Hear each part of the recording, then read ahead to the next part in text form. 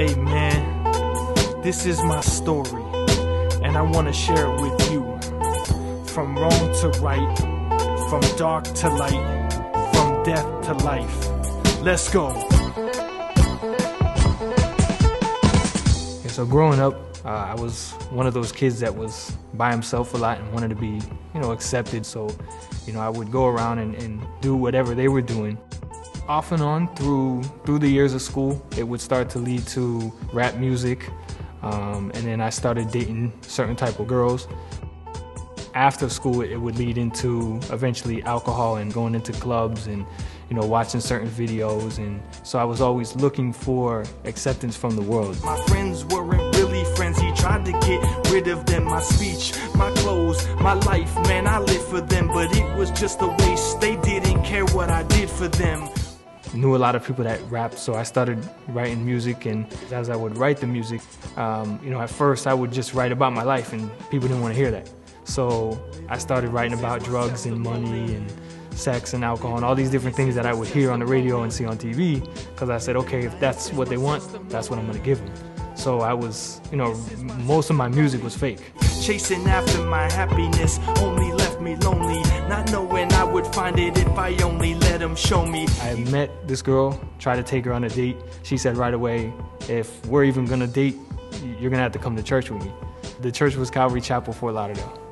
So I said, okay, I'm going to test them. I'm going to see if they really accept me for who I am, because that's in the end what I wanted. So I remember I had some sandals on, basketball shorts, and a tank top. I went in and everybody was just, it was amazing how nice and accepting they were. I remember listening to Pastor Bob, and I don't remember the specific message, but I actually started to cry, because it hit me. And I was like, this is really where I feel like I should be. And he did an altar call. So I got up and I went, and to hear the applause, from all the people who were happy for the decision I was making, I was being accepted.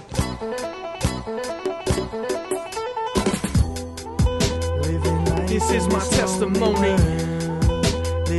This is my testimony.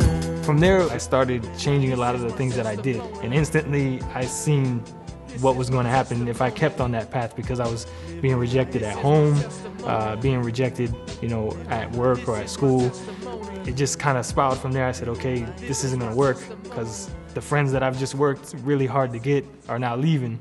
Let me paint a picture for you, a life of addiction, still chasing after the pleasure despite the conviction. Seen the bad that can happen. That's when I would say I really started to hit my darkest places, because now not being accepted by the women I wanted to, and not liking the choices that I had, I started to watch pornography.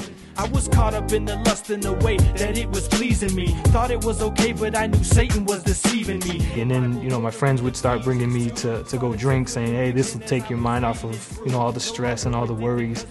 And from there it was just it was alcohol and pornography. That was my life.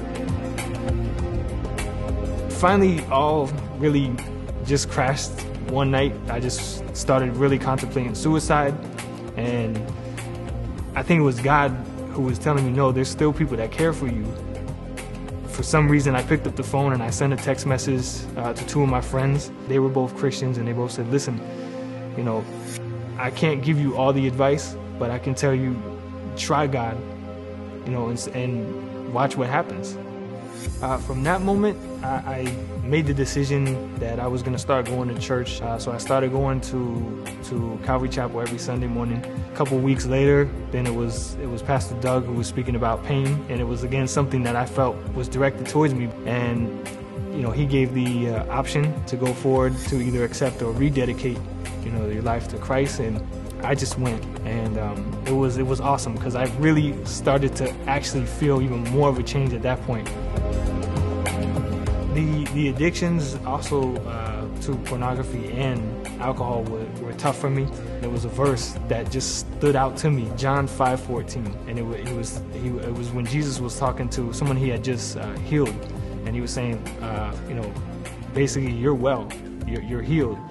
Don't sin anymore, or worse is going to happen to you. So I didn't want worse to happen. So I was like, okay, that's it, I'm done. Calvary Chapel has definitely helped me in many ways, and I'm thankful for the church.